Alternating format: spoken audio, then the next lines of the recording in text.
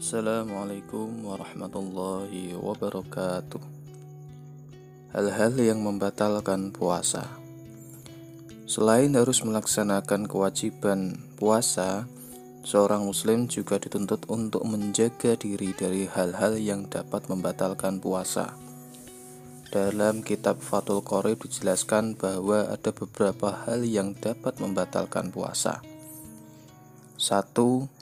Sampainya sesuatu ke dalam lubang tubuh dengan disengaja.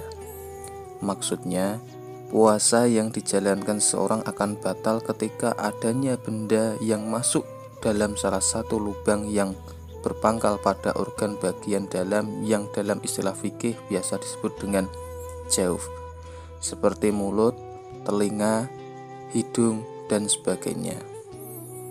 Yang kedua, mengobati dengan cara memasukkan benda atau obat dan yang lain sebagainya pada salah satu dari dua jalan, yaitu kubul dan dubur. Misalnya pengobatan bagi orang yang sedang mengalami ambien dan juga bagi orang yang sakit dengan memasang kateter urin, maka dua hal tersebut dapat membatalkan puasa. Ketiga, muntah dengan sengaja. Jika seseorang muntah tanpa disengaja atau muntah secara tiba-tiba, maka puasanya tetap dihukumi sah selama tidak ada sedikit pun dari muntahannya yang tertelan kembali olehnya. Jika muntahannya tertelan dengan sengaja, maka puasanya dihukumi batal. Keempat, melakukan hubungan seksual dengan lawan jenis atau jima dengan sengaja. Bahkan dalam konteks ini terdapat ketentuan khusus, puasa seseorang tidak hanya batal dan tapi ia juga dikenai denda atau kafarat atas perbuatannya tersebut. Denda ini adalah berpuasa selama 2 bulan berturut-turut. Jika tidak mampu, ia wajib memberi makan pokok senilai 1 mud kepada 60 fakir miskin. Hal ini bertujuan sebagai pengganti atas dosa yang telah dilakukan karena berhubungan seksual pada saat berpuasa. Kelima, keluarnya sperma disebabkan bersentuhan kulit.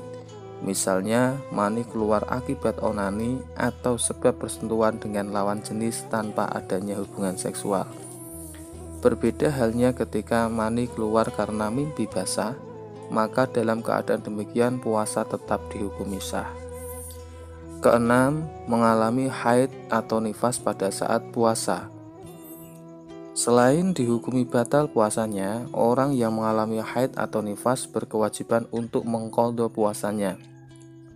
Dalam hal ini, puasa memiliki konsekuensi yang berbeda dengan sholat dalam hal berkewajiban untuk mengqadha. Sebab dalam sholat, orang yang haid atau nifas tidak diwajibkan untuk mengqadha sholat yang ia tinggalkan pada masa haid atau nifas. Ketujuh, gila atau junun pada saat menjalankan ibadah puasa. Ketika hal ini terjadi pada seseorang di pertengahan melaksanakan puasanya, maka puasa yang ia jalankan dihukumi batal. Kedelapan, murtad pada saat puasa. Murtad adalah keluarnya seseorang dari agama Islam. Misalnya orang yang sedang puasa tiba-tiba mengingkari keesaan Allah Subhanahu wa taala atau mengingkari hukum syariat yang sudah menjadi konsensus ulama.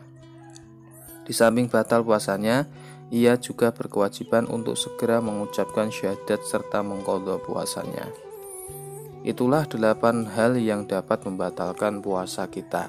Maka dari itu jangan sampai kita mengalami ke-8 hal tersebut supaya puasa kita benar-benar dan diterima oleh Allah Subhanahu wa taala. Amin ya rabbal alamin.